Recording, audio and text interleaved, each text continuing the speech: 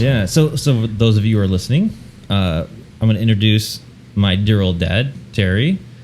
Say hello, Terry. Hello, Terry. And across the way over by Dave is my Uncle Mark. Say hello, Mark.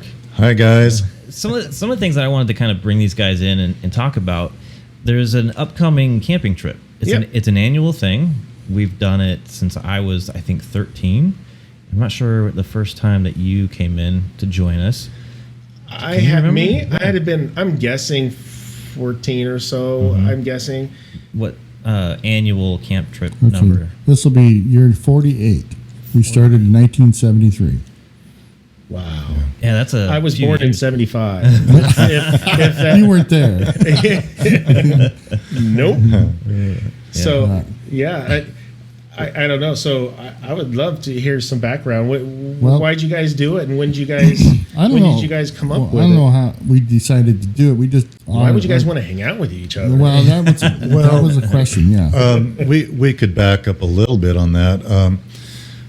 I have to talk with my hands. Sorry, I can't talk without my hands. If I get smacked, I won't hold it against you. No, but we come from a family that really cherished camping as we were growing up, little boys, and we had several cousins that were in our age group, and our grandparents, they really cherished camping with their children and grandchildren. And back in the day, up on Mount Hood, you could pull into virtually any rustic campsite and just pull out your gear and you were set. I mean, maybe there was a small fee, maybe there wasn't. But back in the 60s, early 70s, most of the campgrounds were very unorganized, unincorporated, so to speak, very rustic. And it was really a time when things were free and easy. And we still, to this day, look back on that and kind of honor that tradition. And I think that's part of where the Brothers Campout was born from. And the Brothers Campout became this long-standing tradition of all the guys getting together with a few simple rules. Yeah. And what are those? Well, Terry set up some of the rules, but a couple of the basic rules was going to relax, going to have fun and not worry about anything stressful, and no women allowed. Mm-hmm. Yeah. What were your rules, Terry? No women allowed. Well, no Terry's women. rules were only women that we've paid for that leave after the time is over. Well, as years go by, we had a lot of women say, "Oh, why can't we go?" And I said, "Well." My daughter asked that just a few months ago. And I would tell them, it's share one, share all. and therefore none want to go. Yeah. I say, well, so why we need someone to jump out of the cake. But they didn't like that idea either. So that's pretty much kept them quiet. Nowadays, the ladies would like to, I don't know, they pretty much want to leave us alone, Yeah, they probably wanted to prolong the trip. Yeah. Really, you're only going to go for a few days. Yeah. Really? You can't go for a couple weeks? Get out of the house. Well, the thing is we felt it was stressful to have women there telling us to clean up after ourselves and do this and do that before we could go out and have some good times.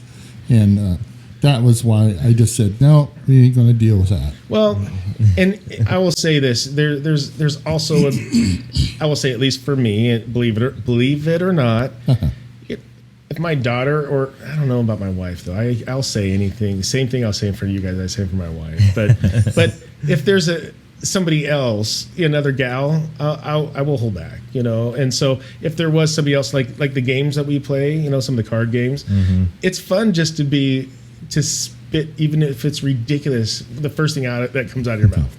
And it can make everybody laugh, can make everybody go, oh, boo.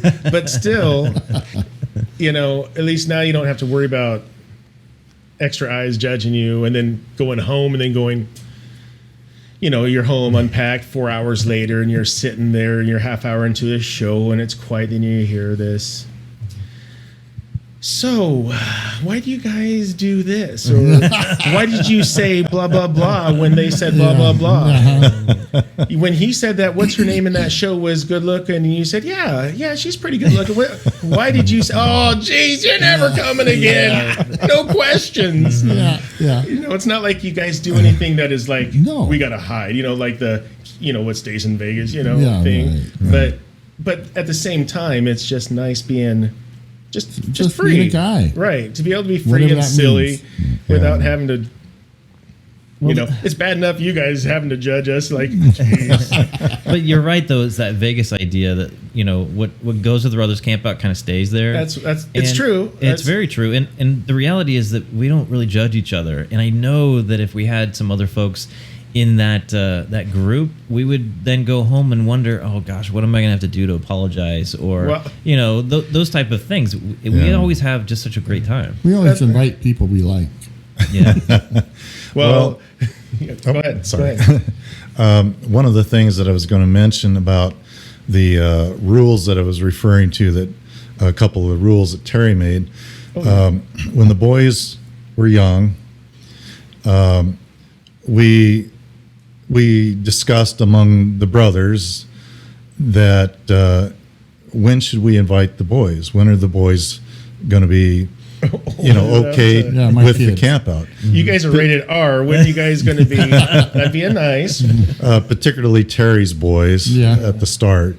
And this was when they were very young. And Terry's basic rule was, I think they need to be at least 12. They need to be able to take care of themselves. And they're not to tell their mother anything. So another highlight was with Robbie. Robbie is Scott's youngest brother, who had passed away. How old was he? Goodness 20, sakes. 27. 27, yeah. My goodness, it's been a while. Yeah, it's been a while. So, anyways, I believe it was the Brothers Campout when we were playing Horseshoes. Oh, yes, it was. And Robbie, thank God, I'm not trying to be mean, but thank God it was Robbie, not me, or something. I just couldn't. He felt terrible. I just don't want to have to feel terrible either.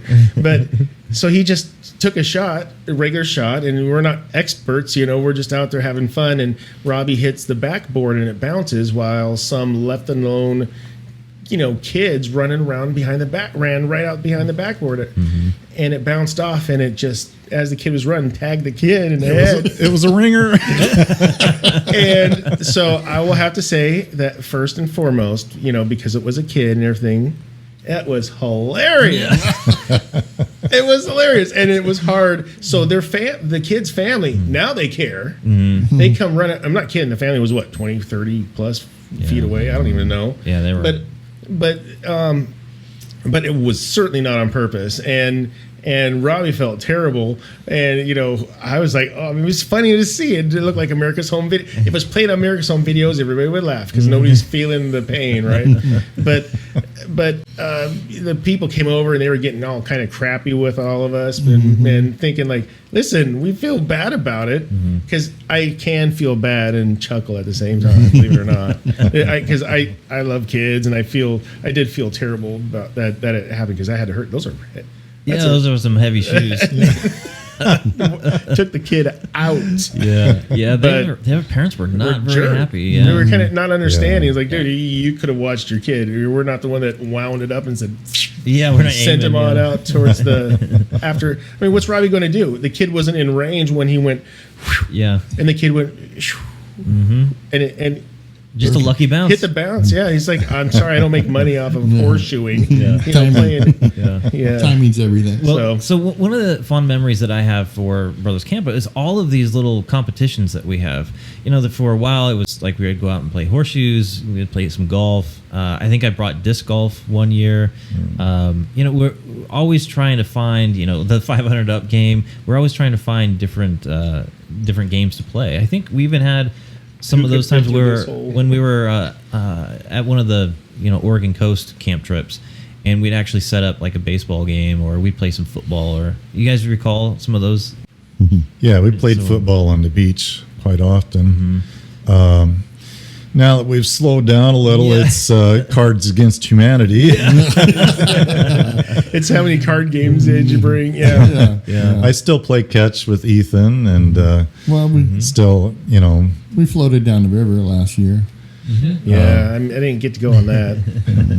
one year, I don't know, I think it was about 3 years ago, Scott brought his one wheel to camp, and I got my balls up and I said, I'm going to ride that sucker.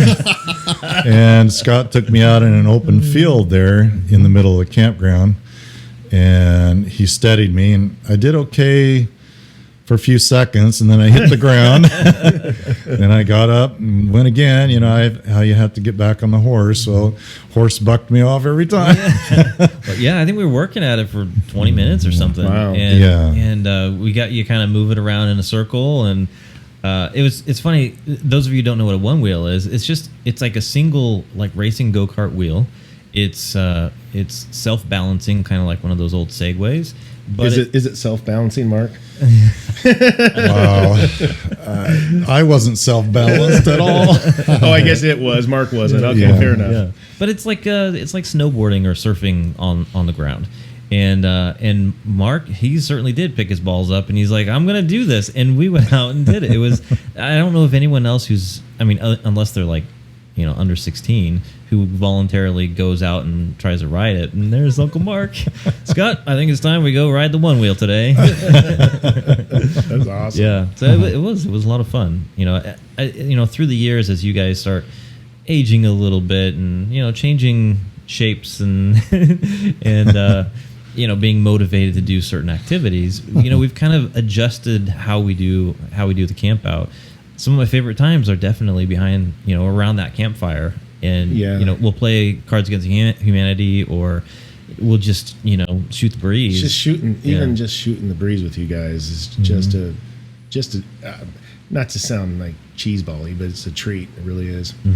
Well, I will tell you, I say real quick, but I know my daughter was one of them that, trust me, she was one I'd have to hold back if she was there. But Scott has a daughter, and so does Tony. Me too. Yeah.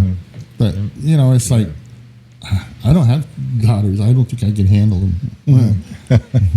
Well, I think you're right, though, when we were talking about just being able to be free and let loose, and not have regrets for what we said in front of someone else. And, it's been like that for years. And I don't think that our wives understand those things. And I know for my wife, she's like, well, if you guys are going to go do this, then we're going to go to Vegas. Brooklyn, we're going to Vegas.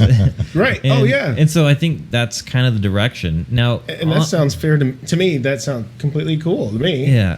I try to get my wife and kid to go do something at Sun River too. Yeah. Yeah. But on the side of that is that we as fathers have kind of started to do like a dad's camping trip, and we haven't been consistent like the brothers, but we've gone on some camping trips, and we brought our kids, and the wives get to stay home and do their pedicures, or to stay home. They stay home. Yeah. I don't think that's how they describe it. No, probably not. Probably not. Well, one thing that They need their time.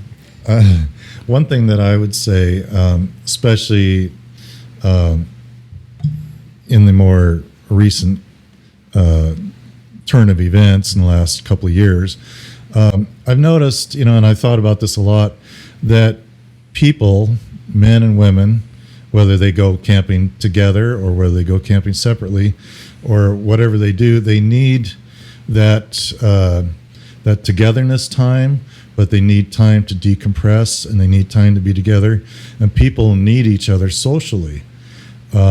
Staying home and not having an outlet for socializing, I think, has a negative effect on people. And I think that over time, it becomes taxing on your mind, and it tends to change your outlook on life quite a bit. I think you need that de-stressing time. You'll I think you need. I agree with you. Yeah, you need that time to be a kid again. Yeah. You need that time, Dave, to become an adult. you need that. It balances. Some works, Yeah, you need that time, that togetherness to become a better person, basically, and doing those kinds of activities together, I think makes us all better. I agree. I agree. Because when we started this, I had no idea that it would go 50 years. You know, we're at 48, 50's coming up here real soon. Yeah. And I figured if I make 50, all bets are off. I don't care who comes, who goes where, and whatever. We made 50. Yeah. Mark and I have been to every one. Mike's missed a few. Tom missed last year. I know, and so I heard. Are we going to be missing Mike and Tom this year? It appears so, but are they going to at least? Can they? We should get them on the phone right we'll now. FaceTime them, and we should get them to commit that they won't miss out on the 50th. Well, Mike's planning on being there. I don't know about Tom. He's in Summerland, and so who knows? Well, Summerland. They could get a. That's his wife's name, by the way. Summerland. Summer Valley. Maybe they just get a nice little place for her to be in the outskirts. so he could come venture. We'll make a point of it to try to get all the guys there for the. It's 50th. A cool thing, and nobody does anything. It seems like nobody does anything anymore, and I feel like I'm old-fashioned. So to you guys, that's not old-fashioned, but be able to see tradition, because. How about this? I may get this all wrong, but when you go to, I'll say China. China has a lot of traditions and stuff. You go to other countries, there's traditions. And America, there's no cultural. There's no. You have to make your own. And nobody does things and continues, and this is something this is huge, guys. Well, I mean, and it's awesome that I'm not trying to be funny here. That you guys all still have your health. You guys can still get together, and you're a couple of years away, and from 50 years, and that's something to be proud of. Hit that subscribe button and the bell notifications if you're watching this on YouTube. And if you're just listening to the podcast, again, please share it with others that might be interested in listening. And until we see you next time, take care. And be safe.